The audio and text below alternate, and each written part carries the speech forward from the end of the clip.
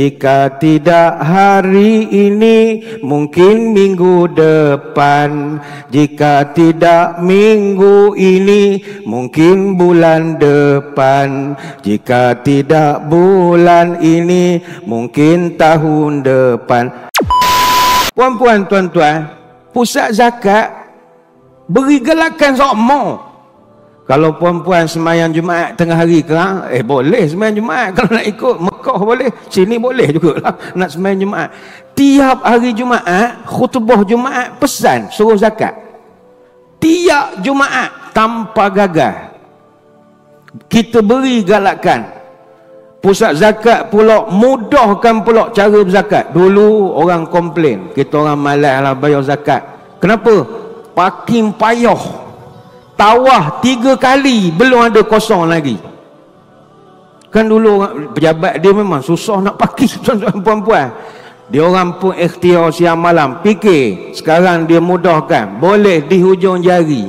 Sambil-sambil duduk ni RM1 boleh wakaf. Dia permudahkan, tapi sikap. Antara sikap yang paling membantutkan zakat dan wakaf ni tak lain tak bukan kedekut. Kalau dah kedekut memang mengkaraklah jawabnya. Orang bakhil, orang kedekut berkira-kira bakhil kedekut si tangkai jering. Lama berfikir bila menyara kerana takut tabungnya kering. Jangan jadi orang kedekut dan tamak. Menolong orang dia tak ndak, menimbun harta tak agak-agak, orang miskin buat-buat tak nampak. Inilah orang hatinya busuk, perangai tak cedak. Nabi pesan, la yajtami'u syuh wal iman fi qalbi abdin abada. Tidak akan bergabung iman dengan kedekut dalam hati. Maknanya kalau orang tu ada iman tapi masih kedekut, maka dia takkan berzakat atau berwakaf sebab dia masih kedekut. Kadang kita tanya, tuan bila nak zakat? Tangguh dulu, relax dululah, sabar dulu.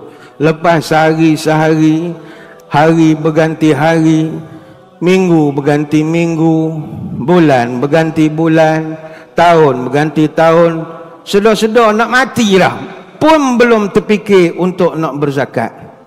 Bila lagi nak berzakat? Oh, dia kata biar dululah. Bak kata benda ni budak sekarang sibuk menengok cerita Papa Zola. Kata dia, jika tidak hari ini, mungkin minggu depan. Jika tidak minggu ini, mungkin bulan depan. Jika tidak bulan ini, mungkin tahun depan.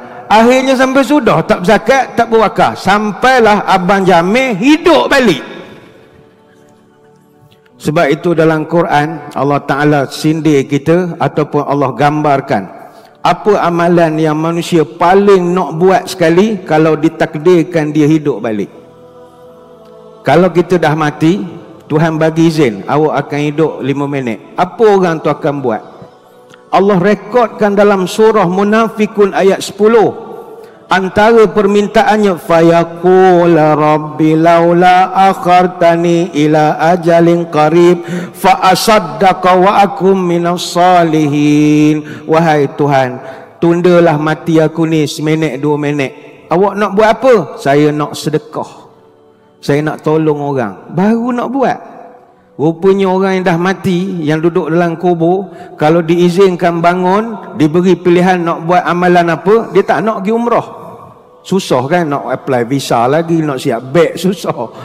Dia takkan niat nak pergi iktikaf masjid, semayang duha, tak. Dia akan minta izin untuk tolong orang.